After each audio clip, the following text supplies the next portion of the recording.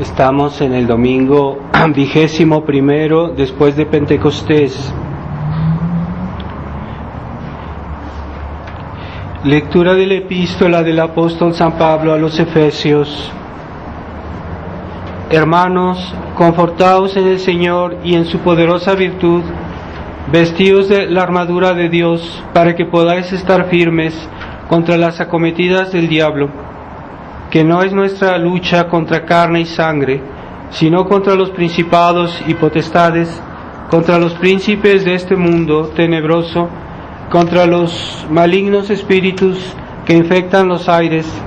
Por tanto, tomad la armadura de Dios, para que podáis resistir en el día aciago, y ya bien preparados manteneros en pie. Estad pues a firme pie, ceñida vuestra cintura con la verdad, y vestidos con la coraza de la justicia, calzados los pies con la presteza para anunciar el evangelio de paz. Sobre todo, embrazad el escudo de la fe, con el cual podáis apagar los encendidos dardos del maligno. Tomad el yelmo de la salud, y empuñad la espada del Espíritu, que es la palabra de Dios. Continuación del Santo Evangelio según San Mateo.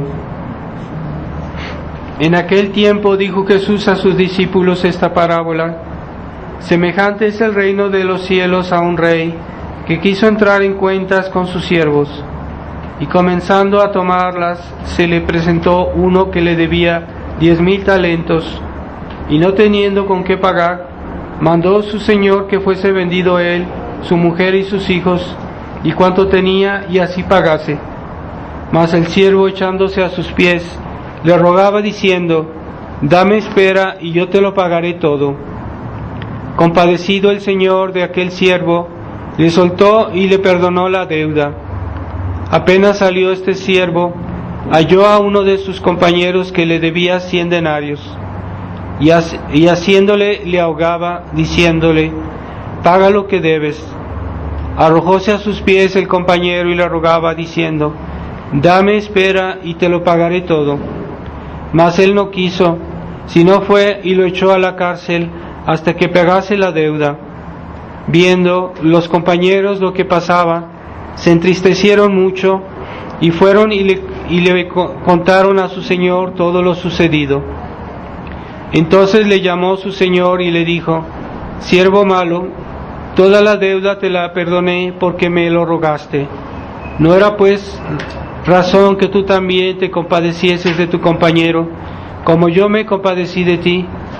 E irritado su señor lo entregó a los verdugos para que pagase toda la deuda.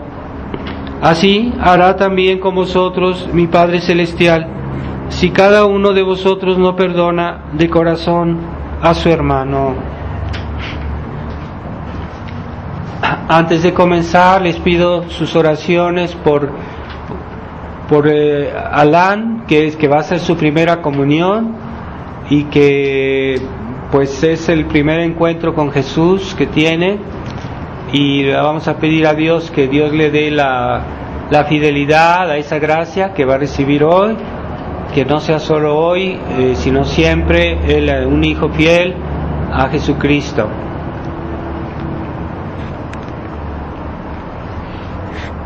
En el nombre del Padre, del Hijo y del Espíritu Santo. Amén. Ave María Purísima. Estimados hermanos, hemos escuchado cómo nuestro Señor nos pide, al ejemplo de este Evangelio, nos pide que debemos perdonar las ofensas, porque Él mismo nos ha perdonado. Entonces debemos saber perdonar también a los demás, y es necesario que perdonemos, si no, Dios no nos perdonará. Y al final del Evangelio dice que aquellos que si vosotros, Dios no os perdonará si no perdonaréis a los demás de corazón. O sea, no solo exteriormente, sino también de corazón. O sea, cuando perdonemos a los demás las ofensas, debemos perdonar de corazón, no nada más exteriormente, de palabra. Debemos a tener ese perdón de fondo de corazón, ¿verdad? Y es una condición para que también Dios nos perdone a nosotros. Así que la deuda que tenía este señor con su patrón era altísima, ¿no? Era una suma muy grande, la que dice aquí en el Evangelio, mientras que la que tenía su amigo con él era muy baja, era poco dinero, ¿no? Entonces a nosotros nos conviene perdonar a nuestro prójimo, porque nuestra deuda con nuestro prójimo pues es pequeña, es cosa entre hombres, entre criaturas, mientras que la deuda que tenemos con Dios pues es infinita, porque las ofensas que hemos hecho a Dios son mucho mayores, son mucho más graves. Entonces lo que Dios nos perdona pues es mucho más que lo que nosotros debemos perdonar a nuestro prójimo, que es pues son cosas mucho más pequeñas, ¿verdad? Entonces ahí Jesucristo quiere hacernos entender que si Dios nos perdona, con más razón nosotros, ¿verdad? Debemos perdonar a nuestro prójimo, y es una condición que Dios pone y que todos los días decimos en el Padre Nuestro, y nuestro Señor quiso poner eso en el Padre Nuestro para realmente que nos queda claro que Él quiere eso y que es una condición, ¿verdad? Perdónanos nuestras ofensas como nosotros perdonamos a nuestros deudores. Entonces lo decimos para que cuando nuestro Señor, Él lo hizo a propósito, para que digamos, pero tú lo dijiste toda tu vida eso. Entonces Él nos va a decir, nos puede decir eso, ¿verdad? Dice, bueno, entonces si tú lo dijiste, entonces ya lo sabes, ¿verdad? Ya lo sabes, lo dijiste siempre que decías el Padre Nuestro, decías eso, perdónanos nuestras ofensas, nuestras deudas, como nosotros perdonamos a nuestros deudores. Porque en el nuevo Padre Nuestro, que también fue cambiado, le quitaron lo de deudas por ofensas. Pero es que las deudas es más que las ofensas, o sea, nosotros debemos perdonar no solo las ofensas, sino algo más, que son las deudas que podamos tener. Entonces hay que decir deudas. El Padre Nuestro moderno dicen ofensas.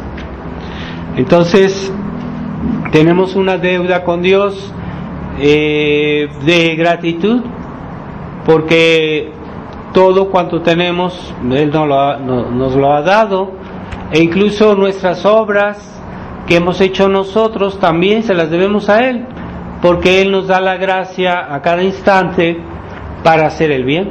Así que no podemos hacer nada bueno sin su gracia y sin su ayuda, sin los medios que Él nos dio, ¿verdad? Él nos dio nuestro cuerpo, nuestra inteligencia, nuestra memoria, todas esas nos las dio Él, y es con eso que lo servimos. O sea que realmente le estamos sirviendo a Él con lo que Él nos dio. Así que no tiene así mucho mérito, pero Dios lo ha querido valorizar nuestras cosas, porque es un Padre bueno, y al mismo tiempo que Él nos pide que lo sirvamos, pero Él nos da los medios para servirlo, ¿verdad? Entonces, como un hijo que hace un regalo a su papá, pero pues su papá sabe muy bien que él hace su regalo con el dinero que él le dio, pero de todos modos su padre aprecia mucho ese regalo, aunque sea con su propio dinero, ¿verdad? Así nosotros debemos tener ese reconocimiento a Dios, que sobre todo lo que Dios aprecia es el gesto, es la actitud de nuestro corazón y nuestro amor hacia Él, que es algo espontáneo, es algo sincero, y eso vale más que todo, ¿verdad? Es lo que más nosotros apreciamos también de los demás, ¿verdad? Cuando alguien nos hace un regalo, lo que apreciamos es su buena intención, su afecto, y eso es muy importante de tenerlo presente, que no a veces creemos que lo que hacemos por Dios está muy bien, pero Dios mira la intención, mira la fe con que hacemos eso. Entonces, cuidado, ¿verdad? Porque a veces nos acostumbramos a hacer actos de vida cristiana y lo hacemos solo por costumbre, solo porque hay que hacerlo, porque todos lo hacen, y ¿verdad? Como en otros tiempos todos van a misa, pues yo voy a misa, pero no, es que no es suficiente que tú vayas a misa, debes hacerlo de corazón, debes hacerlo con un espíritu de caridad, de amor a Dios, y entonces esos actos se valorizan. O sea, aquí hay un valor más importante, cuenta mucho la intención. Entonces Dios quiere enriquecernos, pero Él busca oportunidades para hacernos bien, y porque Él es infinitamente rico, pero Él dice, bueno, para que yo los dones que les doy a ustedes les aprovechen realmente, necesitan que ustedes tengan también un gesto, una iniciativa, un acto de amor, porque si no, no les van a aprovechar. Por eso Dios nos pide que hagamos algo nosotros, y que pongamos que el cielo fuera gratis y que todos fueran allá sin hacer nada. La gente no sería tan feliz, porque eso ellos no lo ganaron, no hicieron nada, nomás recibir, ¿verdad? Entonces Dios quiere que participemos en la obra de nuestra salvación, y nosotros debemos hacer algo. Entonces todos los grandes santos siempre eran generosos y hicieron muchos actos de virtud y muchos actos de amor. Entonces cuenta esa actitud nuestra. Y entre los regalos más grandes que Dios nos ha hecho es la Iglesia católica a la que pertenecemos, porque la Iglesia es una institución que engloba muchas cosas, no engloba solo algo, una parte, no, toda nuestra vida está dentro de la Iglesia, y es un regalo que Dios nos ha hecho muy grande, porque la Iglesia tiene todos los medios para salvarnos. Entonces ahí debemos tener mucha gratitud, porque hay personas que piensan a veces en Dios, piensan tal vez en sus deberes de ellos, pero no piensan en la Iglesia. La Iglesia es el medio para ir al cielo, ¿verdad? Es como si yo quiero ir a un puerto lejano, pues tomo un barco y necesito el barco para llegar. Entonces no es solo el hecho de ir al cielo, ¿verdad? Pero ¿cómo voy a ir al cielo? ¿Con qué medios? Entonces no es yo que lo decide, es Dios que lo ha decidido.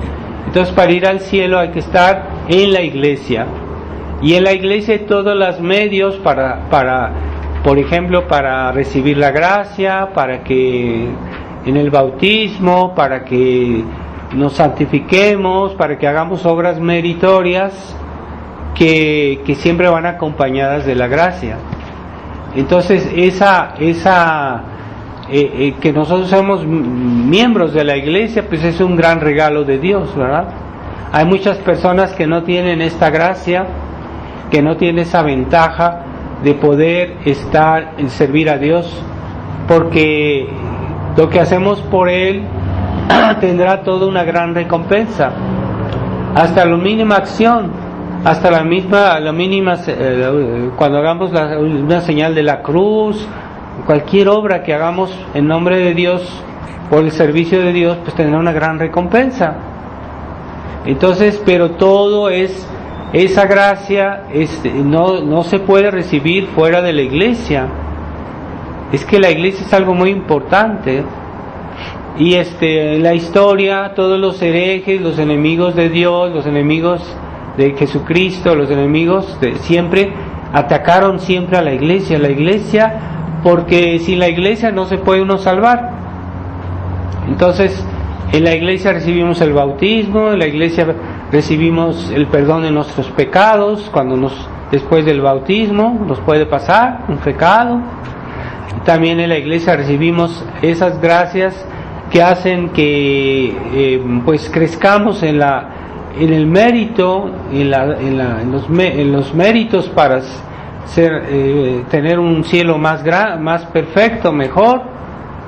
Entonces todas las riquezas que Dios puso en su iglesia es para nuestro bien.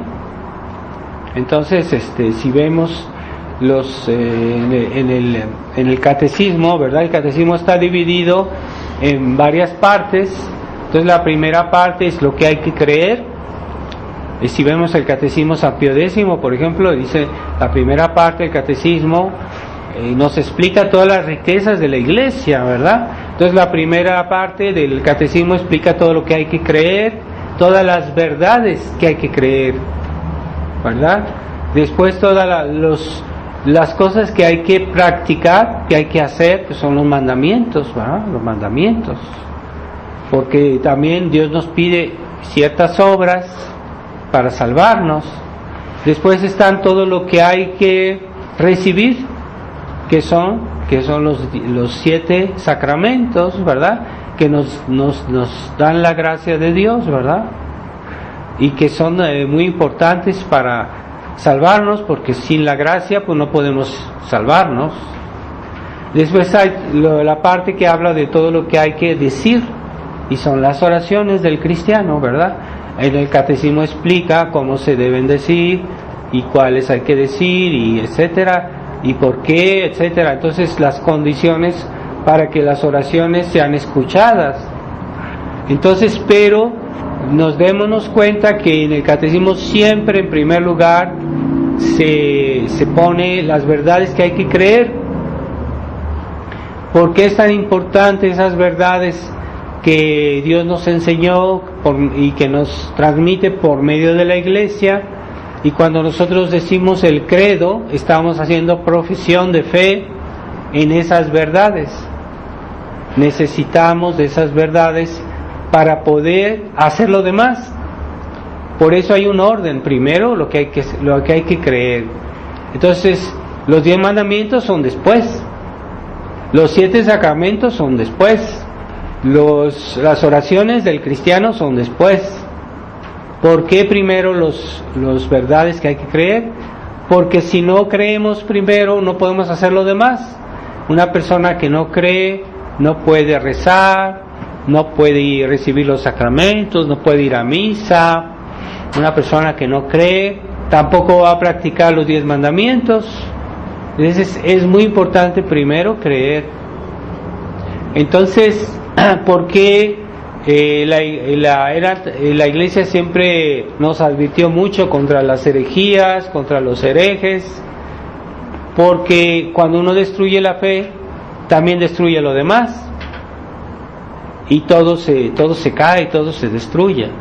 Es el fundamento de nuestra religión, la doctrina de la iglesia.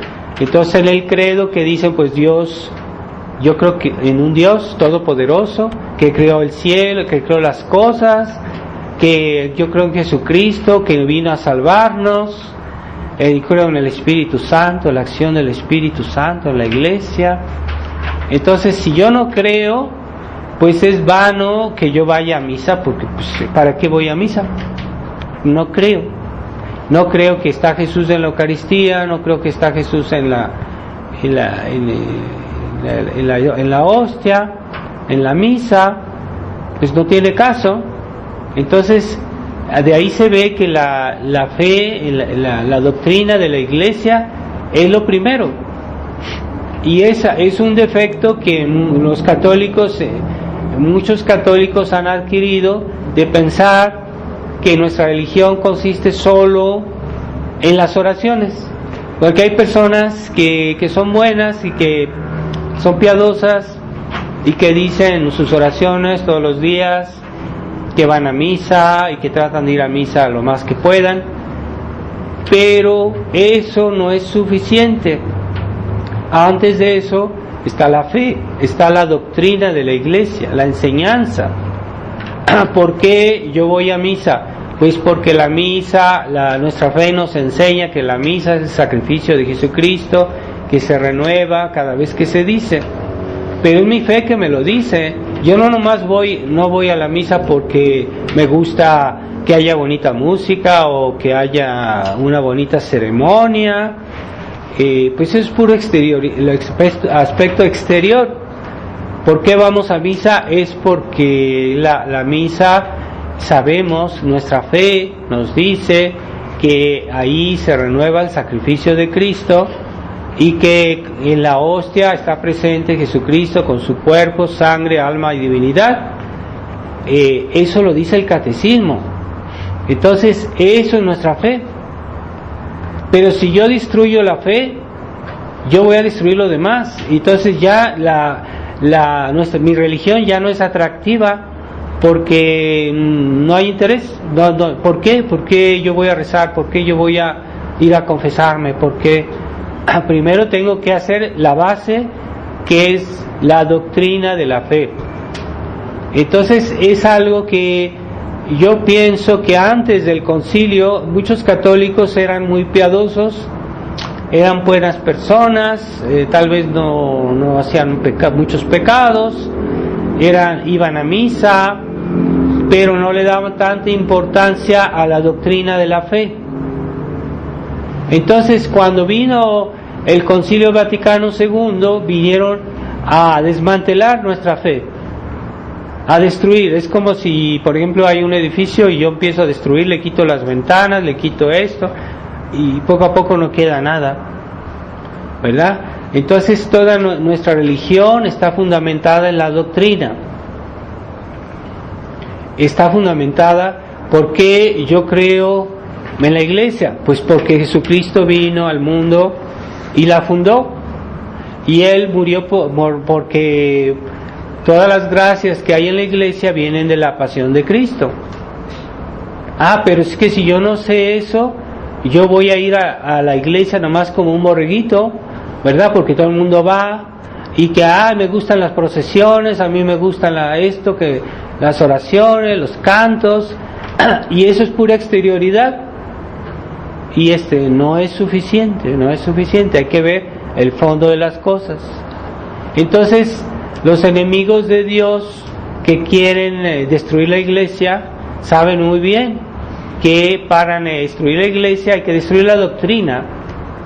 Entonces ellos inventaron todas esas herejías, todos esos errores. Por ejemplo, los modernistas escribieron libros en los cuales ellos querían desmontar la fe de la iglesia. No lo decían francamente, lo hacían de una manera sutil, lo iban sugiriendo, y la gente poco a poco pierde la fe. Y si uno pierde la fe, pues también pierde la práctica religiosa, porque nuestra religión no tiene sentido. Porque hoy las nuevas generaciones de jóvenes, etcétera, ya no les interesa la religión, no les interesa, porque muchas veces en su familia solo les inculcaban decir sus oraciones, solo les inculcaban de ir a misa, de hacer cosas, ¿verdad? Pero no les dieron convicciones en las grandes verdades de la fe. Entonces, si uno no tiene claro la importancia de la doctrina de la iglesia, uno pierde el sentido de la vida cristiana. Yo no digo que han perdido la fe, pero ya le dan menos importancia a las cosas. Entonces, ha habido esa mentalidad que había mucha gente, por ejemplo en México, que la gente antes era muy piadosa y casi nadie fallaba la misa, pero cuando vino los errores, cuando vino estos ataques, no supieron defenderse, no supieron explicar qué estaba pasando. Cuando empezaron en la iglesia a destruir, a decir cosas, barbaridades, ¿verdad?, que dicen hoy los padres modernos, o incluso el Papa dice cosas, barbaridades. Entonces la gente no se preocupa, porque para ellos lo que cuenta es estar bien, que no haya problemas, que todos estemos unidos, y entonces se destruye la doctrina de la iglesia y ya después no va a quedar nada. Entonces ya después las nuevas generaciones ya no practican y las otras generaciones van a desaparecer un día. Entonces es muy importante que veamos la doctrina de la fe primero, porque es la base de todo. ¿Por qué estamos aquí? Pues porque Dios creó todas las cosas. Eso es de fe, eso está en el credo, ¿verdad? ¿Por qué estamos aquí? Porque Dios existe. Entonces, qué importancia de creer en Dios, ¿no? Creer en Dios existe. Yo creo en un Dios todopoderoso, creador del cielo y de la tierra. Eso tiene consecuencias muy grandes en nuestra vida. Pero si se les enseña a los niños a decir el credo como pericos y no se ve que debemos estar convencidos de eso, todo eso tiene consecuencias, ¿verdad? Entonces no basta ser piadosos, porque es el gran problema de los católicos, que, por ejemplo, que se han contaminado un espíritu un poco romántico y todo les interesa una cosa así bonita, el exterior, las apariencias, una ceremonia con bonitos cantos. Yo no digo que eso sea malo, pero es secundario. Primero está la fe, primero está la convicción, primero está la doctrina. Entonces, ¿cómo es posible que tantos católicos no les gusta la lectura? ¿Por qué la lectura es tan importante? La palabra de Jesucristo, ¿dónde está? De Jesucristo, pues está en un libro, se llama los Evangelios. Es que eso es lectura. ¿Quién ha leído el Evangelio? Pues mucha gente no lo ha leído, no sabe, ha leído algún pedacito por aquí y por allá, pero no lo ha leído. Es que, ¿por qué es importante? Pues que es la enseñanza de Jesucristo. Y no toda la enseñanza de Jesucristo fue consignada en el Evangelio. Hay una parte de su enseñanza que está en la tradición de la Iglesia y que fue consignada por los concilios de la Iglesia que han escrito eso, y hay documentos donde está consignada la tradición de la Iglesia, que también es la palabra de Dios, también es así como al mismo nivel que la Biblia, aunque no le guste a los protestantes, ¿verdad? Porque ellos solo la Biblia, ¿no? Hay muchas verdades que no están en la Biblia. Entonces, hay católicos que ya tienen esa mentalidad protestante y que dicen, no, es que la Biblia. No, sí, la Biblia, pero es una parte de la enseñanza de Jesucristo, no está todo ahí.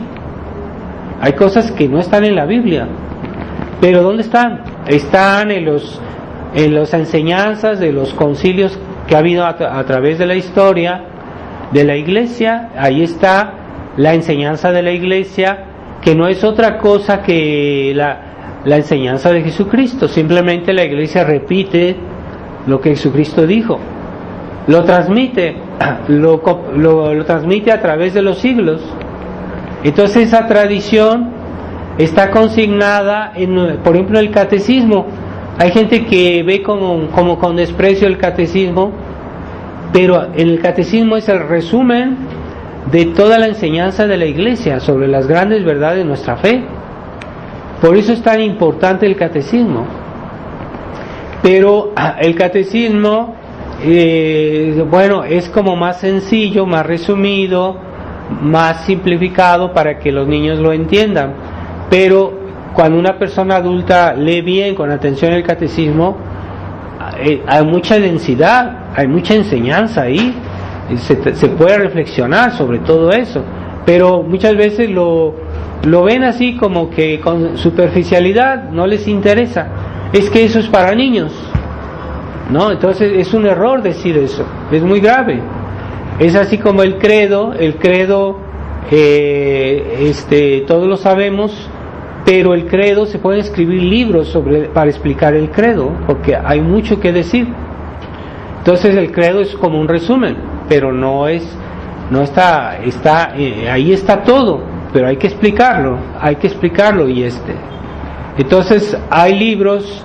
Lo que está en el catecismo es lo mismo que está, por ejemplo, en un manual de instrucción religiosa que yo les distribuí aquí, del padre Faría, que es para adultos, pero ya es un libro para adultos, o sea, de formación para adultos, que tiene como 600, 700 páginas, y ese libro los adultos deberían leerlo, deberían informarse.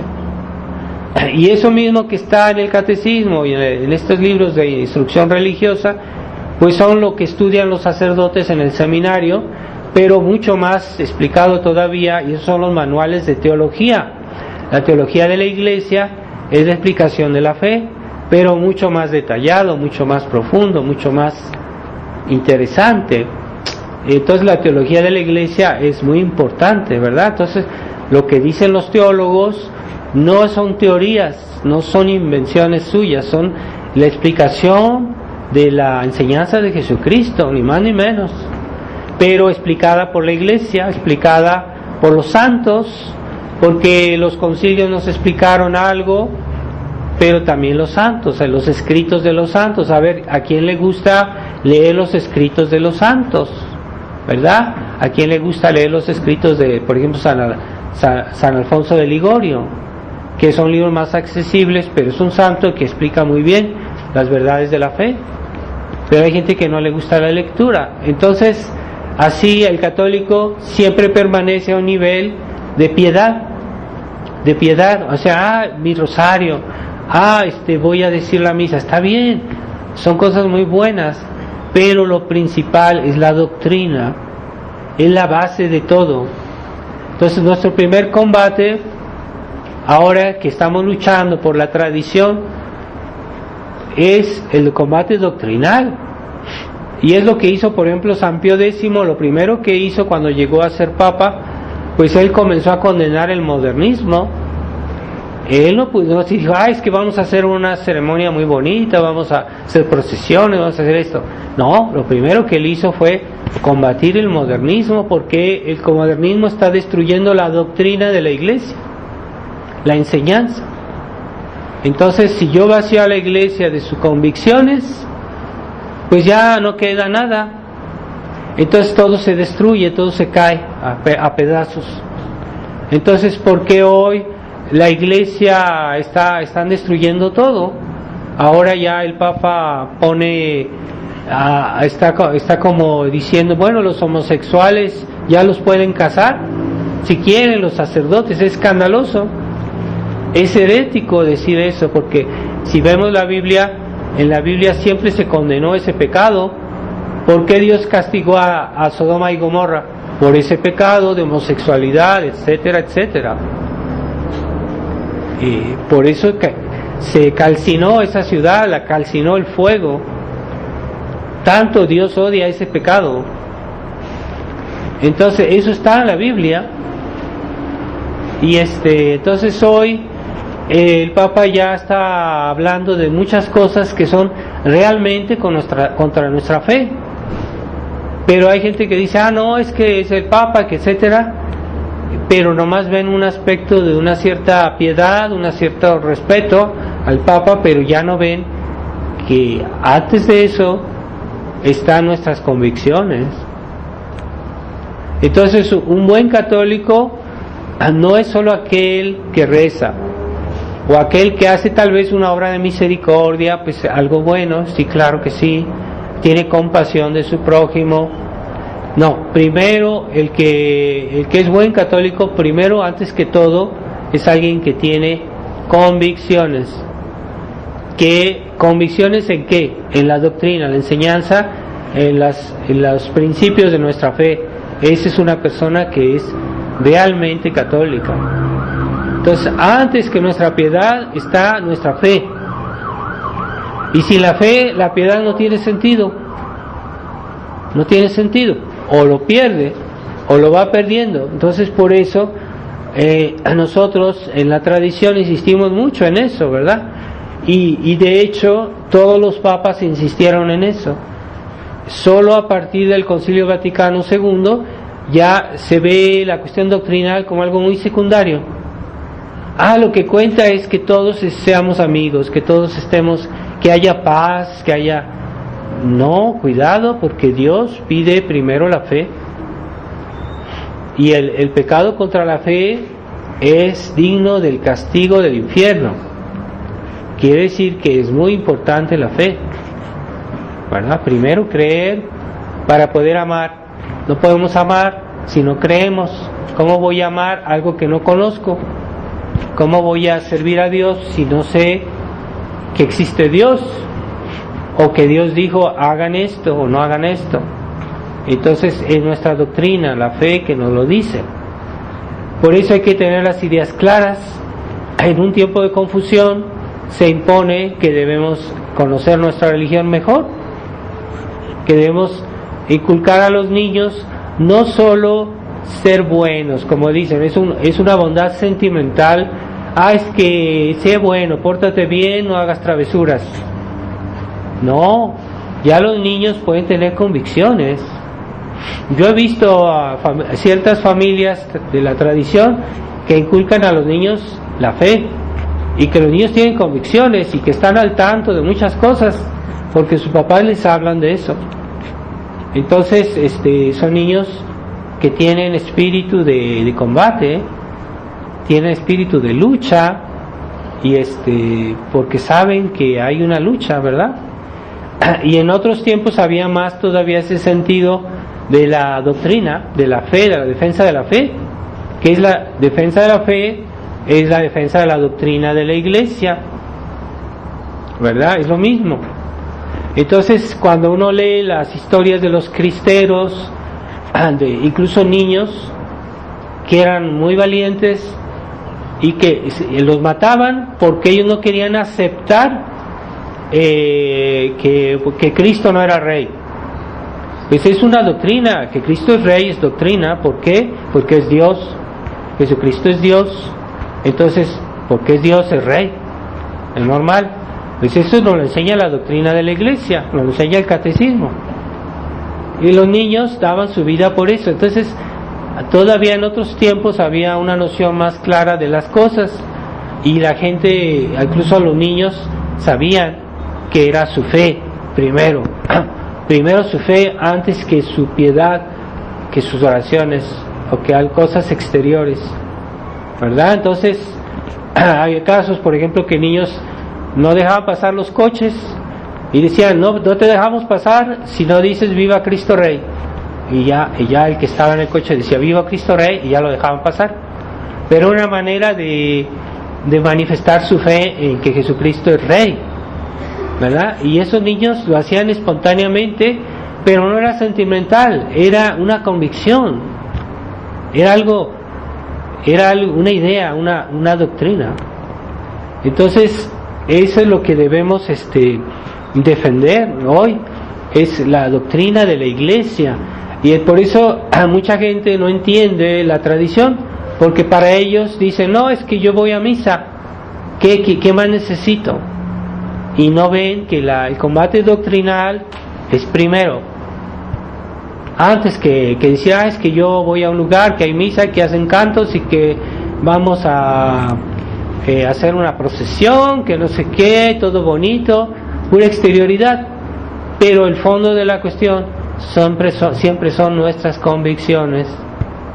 Si no hay convicciones, todo eso es frágil, es una ilusión, ¿verdad? Entonces y cuando Monseñor Lefebvre, después de que vino el concilio, él quiso fundar la Fraternidad San Pío X, fue para defender ante todo la doctrina, defender la iglesia, claro, pero en primer lugar la doctrina de la iglesia. Por eso él, si uno lee sus libros, sus escritos, sus sermones, siempre está defendiendo la doctrina de la iglesia contra el modernismo, contra los errores del Vaticano II. Y entonces él se trata de salvar primero la fe, y después lo demás, claro que sí, viene incluido, pero en primer lugar la fe. Si no, lo demás no tiene sentido. Entonces Monseñor Lefebvre, en su sermón, cuando hizo la consagración de los obispos, él decía, si nosotros hubiéramos seguido los arreglos con Roma, pues hubiera sido se podía llamar como una operación suicidio, ¿verdad? Pero nosotros, desde que existe la fraternidad, lo que queríamos hacer es la operación rescate. ¿Operación rescate de qué? De la fe, de la doctrina. Entonces, él lo dijo en ese sermón, lo dijo muy claramente, que nosotros, la tradición, ¿de qué se trata? ¿Por qué estamos aquí? ¿Es para hacer una bonita ceremonia? Bueno, si se puede, se hace, ¿no? A veces no se puede, pero no es lo esencial. La razón de ser de todos los que son tradicionalistas en el mundo es primero la operación rescate de la fe. Rescate de la fe, de nuestras convicciones, de la doctrina de la Iglesia, de la verdad de la Iglesia. Y lo demás sigue, claro que sí. También vamos a misa, también decimos el rosario, también respetamos los mandamientos, pero en segundo lugar, porque la doctrina es demasiado importante en nuestra religión. Entonces, ya hoy ya nos enseña, yo nunca he oído, bueno, los sacerdotes modernos nos dicen eso, tal vez alguno, pero rarísimo, que decir negar una verdad de la fe es un pecado mortal, aunque sea solo una, aunque sea una cosa que no parece importante, pero una verdad de la fe es una verdad que Dios ha dicho, que Dios se ha enseñado, por eso es de fe, porque Dios lo dijo. Pero si nosotros decimos que Dios se equivocó en una cosa, aunque sea nomás una, aunque no sea muy importante, estamos diciendo que Dios se puede equivocar. Entonces, si Dios se puede equivocar, todo es cuestionable. En nuestra religión todo es cuestionable, porque Dios se puede equivocar. Y eso no puede ser, no podemos aceptar eso. Y en sí constituye un pecado muy grave, que se llama herejía, negar una cosa que Dios ha dicho, aunque fuera la mínima. Es muy importante que nosotros digamos, yo creo en todo lo que Dios ha dicho, todo, nada de excepciones. Y ¿por qué? Porque si yo cuestiono una sola cosa, también cuestiono que Dios es Dios, que Dios dice la verdad, y si Dios no dice la verdad, pues no es Dios. De ahí muy importante la adhesión de nuestra fe a la enseñanza de Dios, que ha sido transmitida ¿por quién? Por la Iglesia, a través de los siglos. Entonces, y es después del Concilio Vaticano II que la verdad ya no tiene mucha importancia. Lo que cuenta es que todos seamos amigos, todos hacen esas reuniones de religiones y cada quien invoca a su Dios, lo cual es una cosa tremenda, que el Papa, por ejemplo Juan Pablo II, se puso a rezar con todas las religiones para que invocaran a su Dios por la paz. Entonces, bueno, entonces ¿cómo es posible? Entonces él cree que ellos están invocando a un Dios verdadero, y si no lo es, ¿cómo es posible que él les diga que hagan eso? Es escandaloso, ¿verdad? Es como si yo digo, yo rezo a Jesucristo por la paz, pero también voy a rezar a Buda, también voy a rezar a otros dioses, ¿por qué no? Entonces eso es muy ofensivo a Dios decir es cosas así. Es como decir, bueno, no hay una sola religión, no hay un solo Dios. Entonces esos son pecados gravísimos. Entonces que un papa mismo esté así promoviendo una reunión, eso fue en Asís, y donde todos rezan a su Dios. Es que no hay problema con tal que pidan por la paz. Son tonterías. Es escandaloso, tremendamente escandaloso eso. Entonces eso cuestiona nuestra fe, cuestiona nuestra religión también. Entonces no puede ser. Entonces cuando hubo esta crisis del Concilio Vaticano II, Monseñor Lefebvre fundó la fraternidad con ese espíritu de defender la fe, defender la doctrina. Por eso estamos aquí. Entonces, ese es el combate que era de la tradición, de la fraternidad, que ya después, con este acercamiento que ha hecho Monseñor Fele y el padre Smithberger a Roma, hasta han firmado cosas, han hecho una declaración doctrinal en el año 2012, en el cual dicen, no, lo que dice el Vaticano II no hay problema. Entonces ya han abandonado el combate doctrinal de la fraternidad. Ah, sí, pero hacen bonitas misas y bonitas ceremonias y la gente está feliz porque le dan mucha importancia a ese aspecto exterior de la religión, de la piedad. Pero eso es pura ilusión si no está fundamentado en la fe.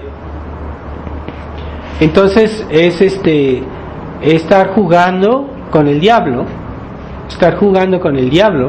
No se puede jugar con esas convicciones, porque es la base de todo. Es que yo no, pongamos una persona que dice, es que yo no creo en Dios, pero soy bueno, tengo caridad. Pues eso es una tontería. Tus actos no tienen valor para la eternidad y no tienen recompensa en la eternidad, porque no tienes la fe. Y si tú no tienes la fe, tampoco puedes tener las demás virtudes, no puedes tener la caridad. Si no tienes fe, no puedes tener caridad. Entonces, que hables de caridad si tú que no tienes fe, es una tontería, no es posible. Para tener caridad hay que tener la fe. Y en las virtudes todas están estructuradas. Nuestras virtudes, la primera de todas las virtudes es la fe. Y de esa depende todo lo demás. Si uno destruye la fe, todo lo demás se cae, se destruye. Por eso cuando los niños los van a bautizar, ¿qué es lo primero que les piden? Les pregunta al sacerdote, ¿qué pides de Dios? Y yo pido la fe. O sea, eso es lo que responde el padrino en nombre del niño, ¿verdad? ¿Qué es lo que pides a la iglesia? La fe. Yo quiero la fe. ¿Por qué la fe? Porque de eso depende la esperanza, la caridad, todas las virtudes cristianas dependen de la fe. Por eso nuestro combate, ante todo, hoy, el demonio es muy hábil y ha atacado a la raíz de la iglesia para destruir toda la iglesia, y por eso está destruyendo la fe. Pero los católicos están como atontados, adormecidos, y no ven dónde el demonio los está atacando, ¿verdad? Entonces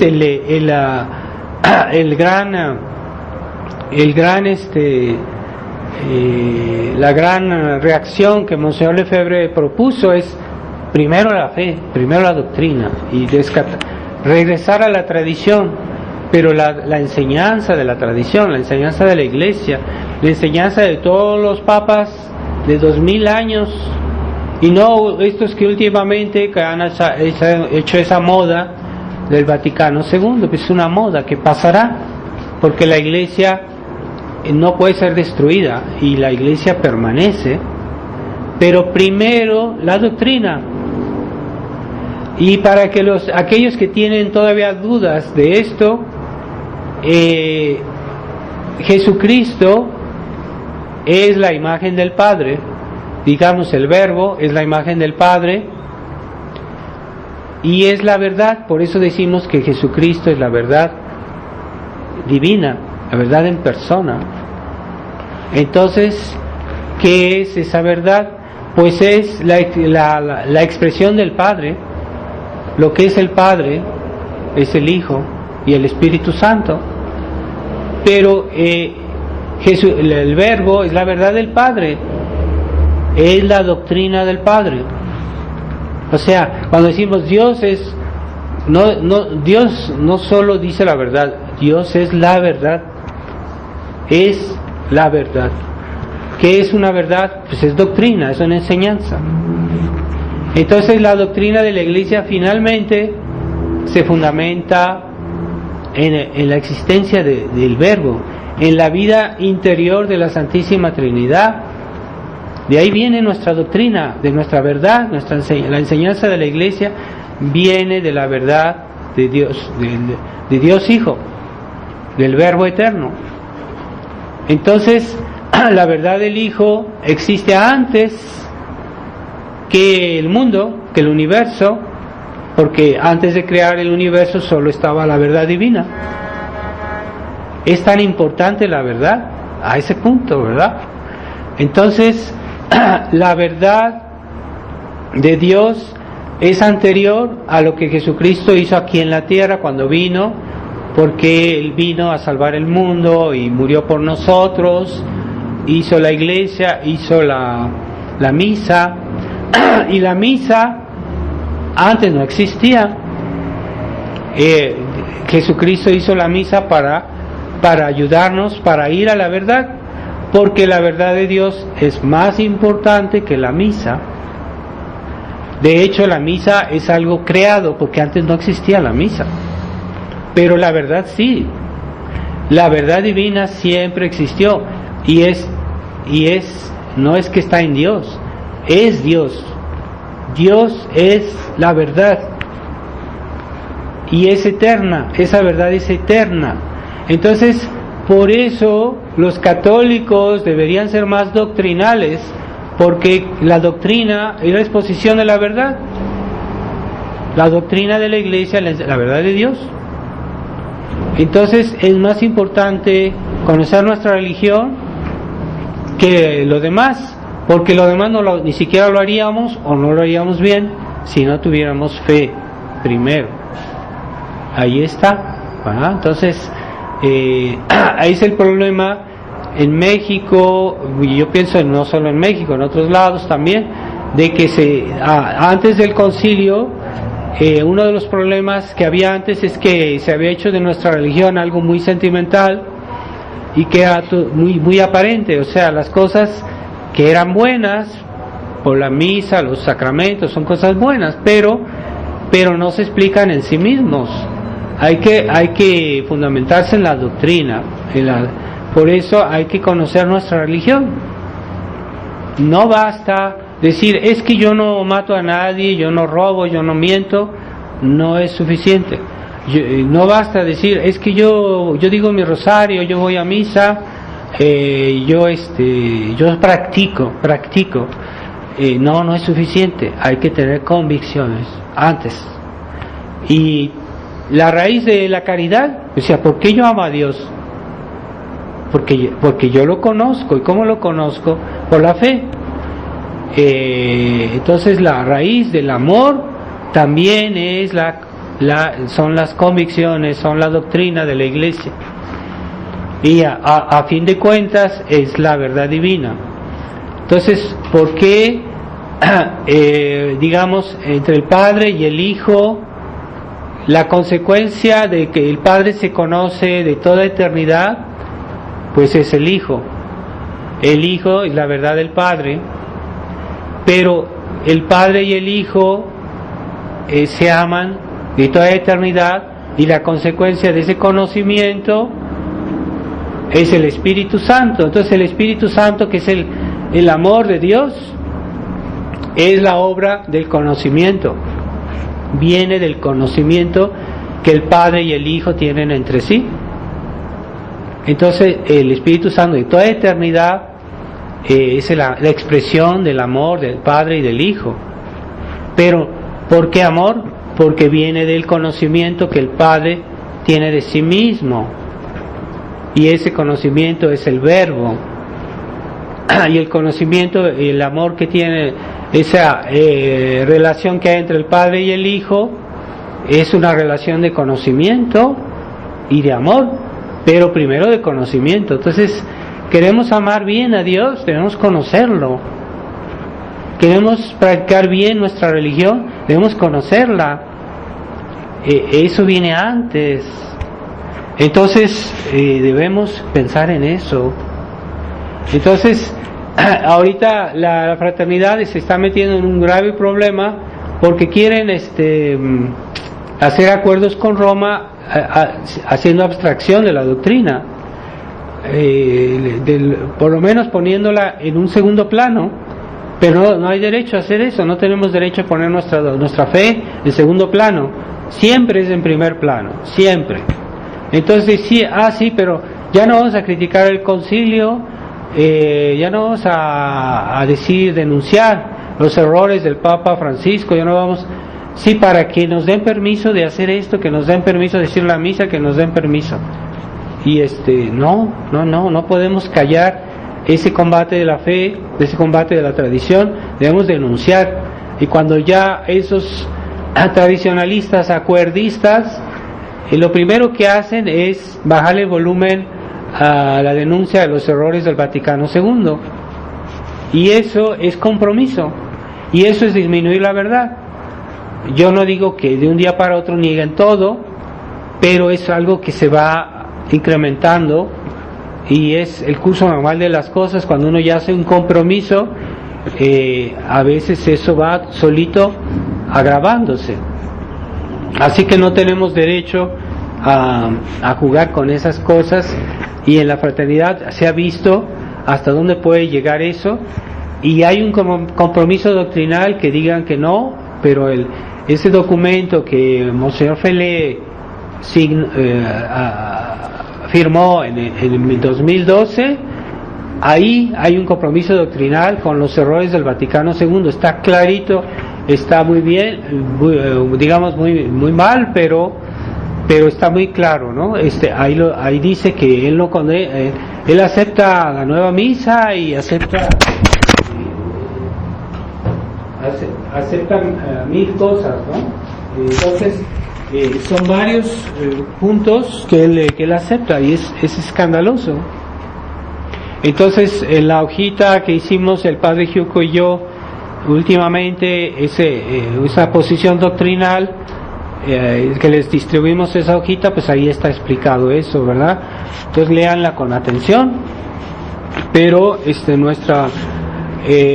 gran problema de los tradicionalistas es que siguen el ejemplo del mundo de hoy, y tienden a bajar los brazos y a darle cada vez menos importancia al combate doctrinal, y nada más ven el aspecto del culto, o de la oración, o de las bonitas ceremonias, pero eso es secundario, y hay que tenerlo claro.